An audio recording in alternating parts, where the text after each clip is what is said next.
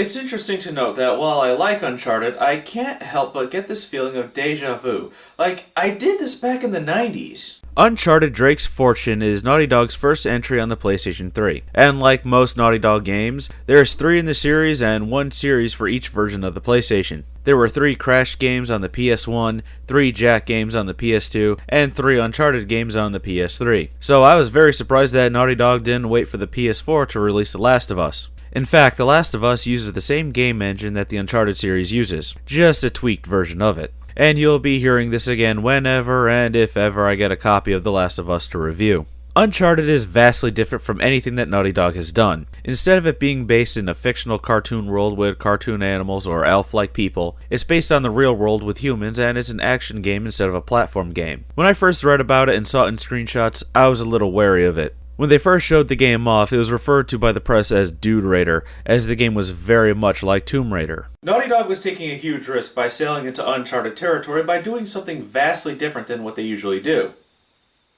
Did I just make a pun? I'm not saying that a game company shouldn't do something different, but doing something different is always a risk. Something could be vastly different from what people are used to, and it may drive away potential players. But Naughty Dog is a pretty trusted game developer, and they know what they're doing and haven't made a bad game since 1994, and that's because Sony bought them out after they made Way of the Warrior for the 3DO. After the comparisons to Tomb Raider, Naughty Dog started working more on the game, adding things that worked and removing things that didn't, and focused more on cover-based action gameplay. There were some cool innovations Naughty Dog was doing with Uncharted, like how the character Nathan Drake would be in many different positions when taking cover, as before that a game character would probably only have one standing position when taking cover. There were a few other little innovations here and there, and for a game that was released in 2007, the 7th generation was just starting to hit its stride, and the PS3 and Wii were released the previous year. Uncharted is very different from what Naughty Dog is usually known for, which is cartoony platform games with a sense of humor. Think of it as Miley Cyrus twerking at those music awards to shed that kid-friendly image of Hannah Montana.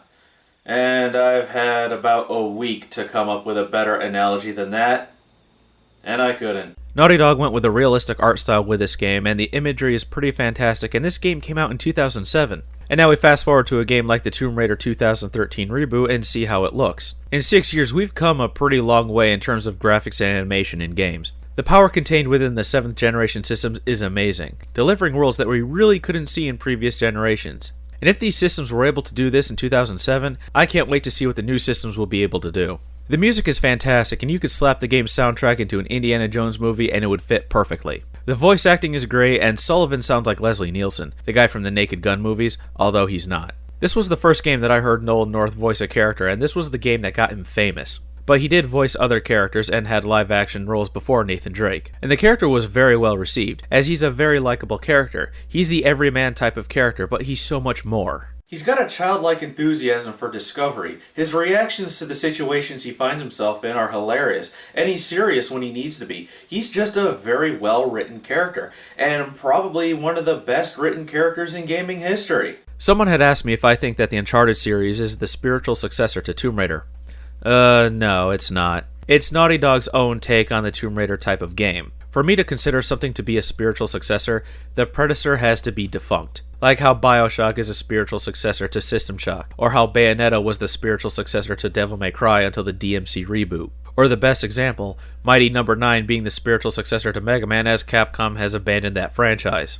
Tomb Raider had never faded away, so I can't say that Uncharted is its spiritual successor. And on the game disc, the creators talk about how they wanted to bring in the action from the old serial movies from the 1930s and 40s, which is how the Indiana Jones movies got their inspiration. And because of the way the action and characters are portrayed, I would say that Uncharted is Indiana Jones, only in video game form. And I love the Indiana Jones movies. It's one thing to watch the adventure, but to interact and be a part of it? That's a contract I'll sign without reading. The controls are great. X jumps, square punches, triangle interacts and is used with some punch combos, and circle will dodge and crouch behind cover. L1 aims and R1 shoots. The D-pad switches your weapons, L2 will show hints when prompted, and R2 reloads your weapons. The left analog stick will move Nathan and the right will move the camera. The button layout is what we're used to, and there are times where you can use the 6-axis controller to throw grenades and use it to balance when walking on narrow ledges. The combat is done pretty well, but it's not totally perfect. In your typical action game, the aiming reticule will turn red on its target, and you can click a button to zoom in to get a better shot. Neither of that happens here, so lining up your shots from afar can be a bit of a challenge. You get a few types of guns, like a handgun and a rifle, and I'm not a gun expert, but I would assume that an assault rifle would do more damage than a handgun. It seems that the less ammunition a weapon carries, the more damage it does, while the more ammo it holds, the less damage it does. It takes about 3 shots to kill an enemy with a handgun and several with an assault rifle. I thought about asking some of my friends who are Second Amendment nuts, but I decided against it because that's a 4-hour lecture that I just don't want to hear. You'll die quite a lot in this game if you don't make use of cover as much as you can and be aware of your surroundings. Enemies will try, and they probably will, make their way behind you while you're focused on one or a group of guys in front of you. The AI is pretty intelligent. They'll dodge and dart about and take cover, but they really don't pursue you that much. Which is pretty interesting as they stay their distance, so you can't just lead them to a narrow door and pick them off one by one.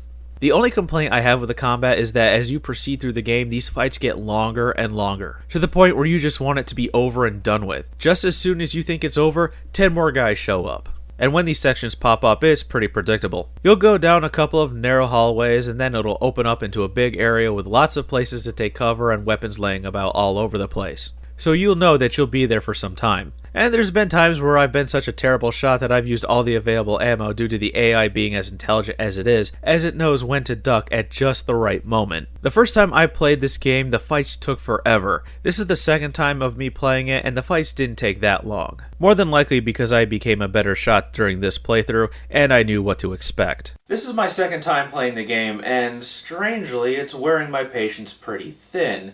And that's because this game is pretty much the one and done type. There are games that you could play over and over and sometimes just never stop playing. And there's games on the opposite side of the spectrum where you play it that one time and never again. You experience the adventure and that's all you needed. I don't find much replay value in this game, but don't get me wrong, it's an amazing game, but I don't think you need to play it more than once. Maybe a few years down the road I'll pop it in to experience Nathan Drake's first adventure. You'll have to like Indiana Jones or the National Treasure movies, or you'll probably not like the story here, as the game has that same kind of story. The characters follow clues to a large treasure like in National Treasure, and the item in question that they're after has this strange mystical element to it. And of course there's bad guys that want to use this for their own nefarious purposes like Indiana Jones. It's not complicated and it is entertaining as the characters have a really good chemistry. While this game is the one and done type, it does leave you wanting to go on another adventure with these characters.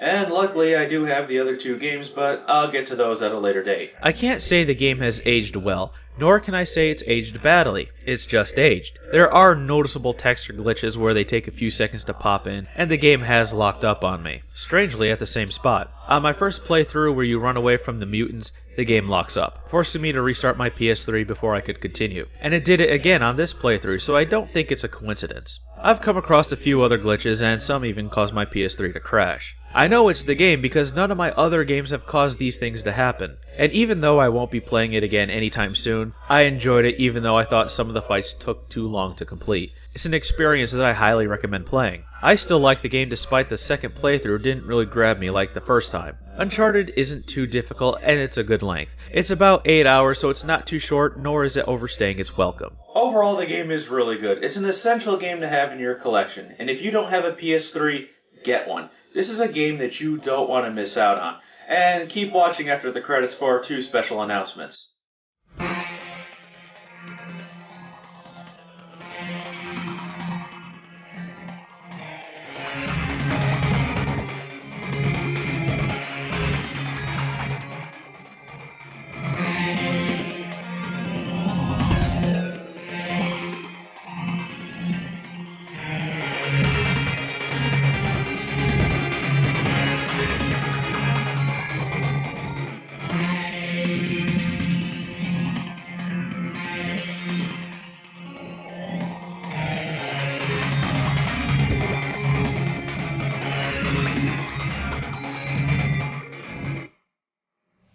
First, I'd like to congratulate PS Guitar 7 for winning the copy of Psychonauts. And I do have other games that I'll be giving away in the future, and I'll announce when I'll be doing that.